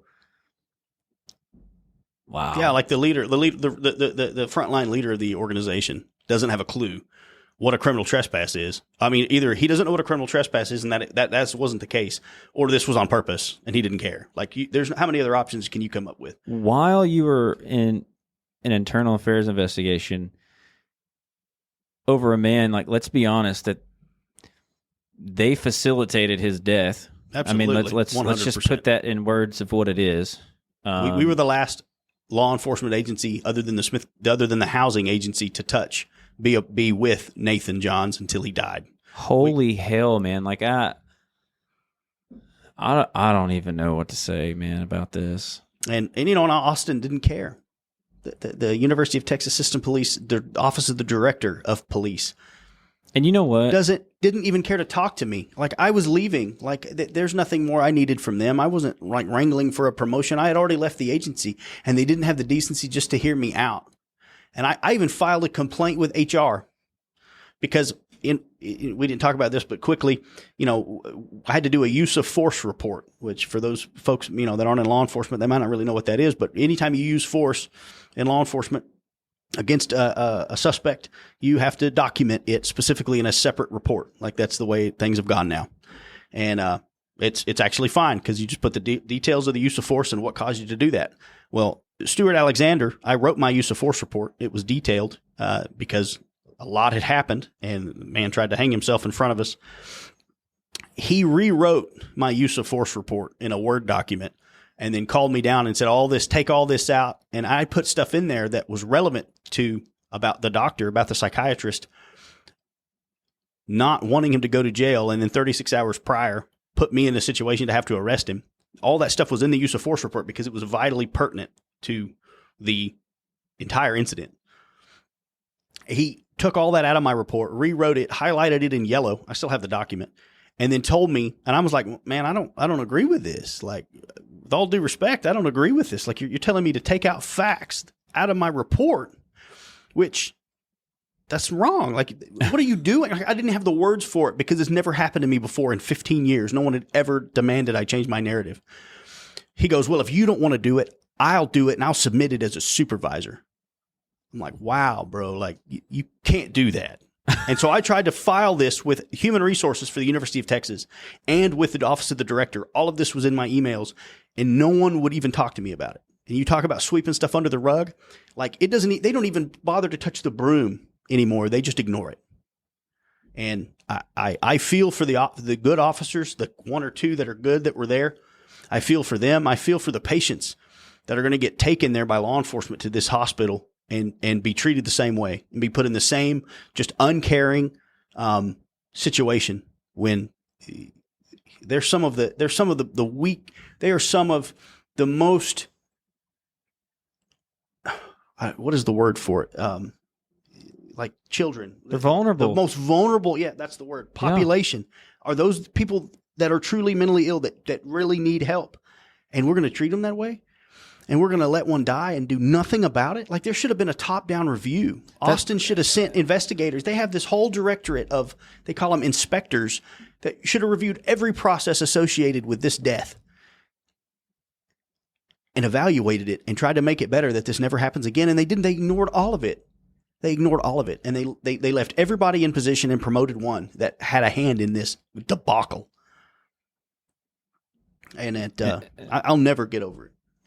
That is so, man, and like you said, the problem with this entire thing is that's just one story of God knows how many, and I want to say, I commend you in a lot of areas, handling that, standing your ground, because just think had that been a rookie officer, somebody who'd not been on the street very long, what in the world would they have done? Would they have taken that black man to Smith County and booked him for a charge that there was no offense? There was. I mean, it would have been. That's a real possibility that could have happened if it wasn't somebody like you who knew better and who stood up for the Constitution and the laws that we raised our right hand and said, "Hey, I will defend." And that's what you were doing. You were defending it, and then by defending that, you were getting threatened. Yeah. To screw your employment for if in the future you wanted to get back in, and that's what happened to me at Palestine. Exactly what happened to me, man. Well, I can't imagine, though it's honorable, I'm quite certain they wouldn't give me a good recommendation. The backdoor conversations. Yeah. If I'm at an agency and I wanted to hire you at my agency and I'm in charge of doing that, you put in an application, I drive down to that facility and meet with that chief and say, I want to see his file. He'll hand me the file, and then I'll say, these are those off the rails conversation that nobody hears about. No documentation. Tell me about Gillen. Well, off the record,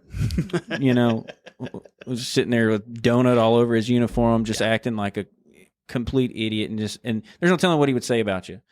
Wouldn't be good. And that's what happened to me when I went to apply at Bullard PD. Yep. Everybody in Palestine, one of the lieutenant at Bullard knew some of the guys in Palestine. He drove over there. They had a little sit-down conversation in the office about how terrible of a person I am, and found something in my file that wasn't there when I left. And these are the people that are leading our freaking agency, and it just pisses me off. I'm getting so fired up right now. This is utterly ridiculous and absurd. And what do we do about it? Because you sit there and you made the call. You called Austin. I may send a clip of this to Austin and let them hear this, because I don't think they'd want this to get out, but it's out now. But that's what it's going to take. It's going to take people who are bold, who have experienced this kind of thing, to stand up. And just think of the dozens and hundreds, actually, maybe even thousands of law enforcement officers that still wear a badge today that have experienced this kind of crap, but they can't say anything because they'll lose their job. Absolutely. Then they can't feed their family. Yep. It is such a, we talked in the beginning about the problems with getting recruits and getting new officers. It's the worst it's ever been. And so agencies, whether it's a good idea or a bad idea, if you got a shift and you need a body for the shift, and all you can get is D1, the bottom of the barrel officers, then you're going to hire those people, whether it's a good choice or not. And then it's going to have bad results in a lot of situations, in a lot of cases. It's going to have horrible unintended consequences. And then the public's going to lose trust, and it's going to be a vicious cycle of, look at how bad law enforcement is, and look at these horrible things that they've done, and how they don't care about us. They don't handle our call because we're hiring poor while they're running off the good officers that they've got. Absolutely. There was another officer that worked there. He had 10 years with UT System Police, and he was at the university in Tyler. They did everything. He was on the statewide special response team. He was highly trained, promoted to this position. They did everything. This administration, the ones that's at the university now, Chief Metters and then this Assistant Chief Sandifer, they did everything in their power to run him off while they were struggling to hire anyone. So I left. This officer left. He found another job with another agency in the Tyler area. He's so happy to be there now and away from that. A tenured sergeant left, and they can't hire anyone. They can't get these positions back. But because of this leadership, those two men in power, they have ruined the agency. And UT System Police in Tyler has a horrible reputation. It's all bad. And the chief that I worked for, he during the merger that occurred, he's the one that hired me. He won Chief of the Year out of all 13 chiefs the year before. They put him out to pasture and took his agency away, combined them in a merger between UT Tyler Police and UT Health Science Center Police, put them together, took it away from him and gave him like a title, maybe a little pay bump. I'm sure he was kind of happy about it, but then put this man that had already destroyed the department. He lost all his officers a couple of years back. This Chief Metters ran them all off. I got a story about Chief Metters. We ain't got time for it tonight, though. We were having to go cover their campus before we were the same agency. When we were two separate agencies, we were going over to cover their campus because they had no officers. I didn't know they merged them. So UT, the school, is now part of Health Science the Health Science Center. Yeah. So it's they have one chief, which is Metters. Wow. Yep. And he ran off all of his help. All of his officers left him, all but a couple. They had no people. So then he gets back up to staffing. And this all happened on his watch. Like, the buck has to stop with the chief. And so if all your people leave, somebody needs to investigate why that happened. And they didn't do it. And then they gave him a promotion as a chief to be over both campuses. To be over the campus where I worked, the Health Science Center, and to be over UT where he was. So like, if you do horrible in this profession, you get more responsibility. I mean, that's all that can be deduced from this situation. Ladies and gentlemen, is the problem. Hear this story. Hear the stories of everybody that I've brought in, and just think of, I I'm looking at my phone right now, and I got all kinds of cops texting me because they're watching this, and they were telling me, I don't know what some of these say. Usually, when I get done with these shows, I have texts from other police officers on here, and I see a couple of them on here, and there's no telling what they're saying. But these stories are real. Let me put this picture back up. Look at this guy, Nathan Lee Johns. This man is dead because, I mean, who knows, man? He may have killed himself at some point anyway. It may have been, but it didn't have to come from the facilitation of law enforcement. Yeah, I didn't have to be the man that put him in jail. Right. Like it didn't need to be me. He needed to stay at the hospital or go to a facility. Like they can arrange this to go to a proper facility for treatment. You get with your county judge, and the county judge can issue an order that puts that person where they need to be in a more secure facility, whatever the case needs to be, but not just treated and streeted. But in this case, it wasn't the street, it was a jail cell. And why didn't we know that why didn't we have any inkling that he was going to do what he said he was going to do? We went against our training. I went against the week-long mental health peace officer course that I attended. I went against a lot of the classes I had in college. When people make these threats, the safest, best course of action is just to believe it. Right. And then until you have reason not to believe it. We couldn't even do that. We couldn't even do the simplest thing and listen to what this man was saying. Homicidal and suicidal threats wasn't enough. And if we had just believed him, maybe he's alive today. Maybe he wouldn't have died hanging from an electrical cord in the Smith County Jail. Maybe. Man, unfortunately, we're out of time. I feel like we could keep this conversation going for another hour or more. I wish we could. We're approaching up on 2 hours now. Zork over there's probably ready for us to go.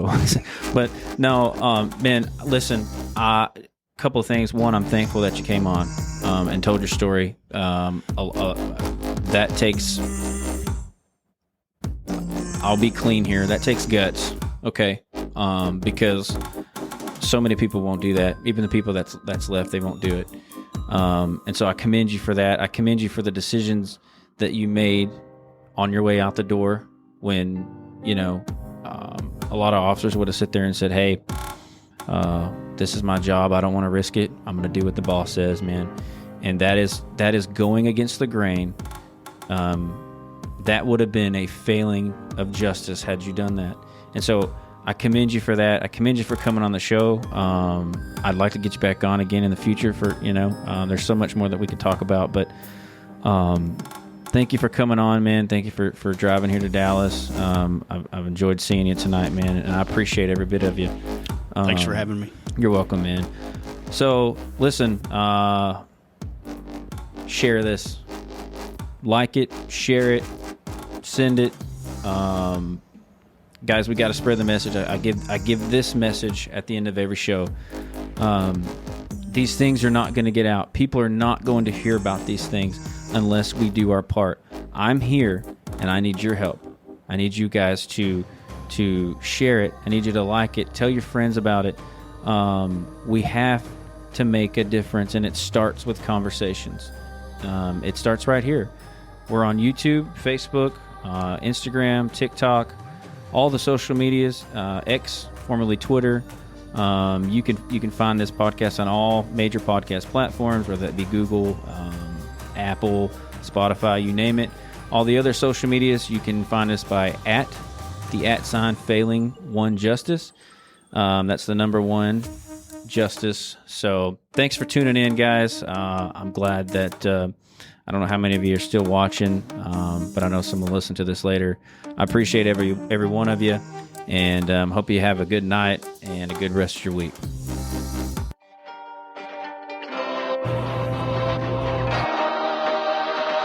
This is Failing Justice.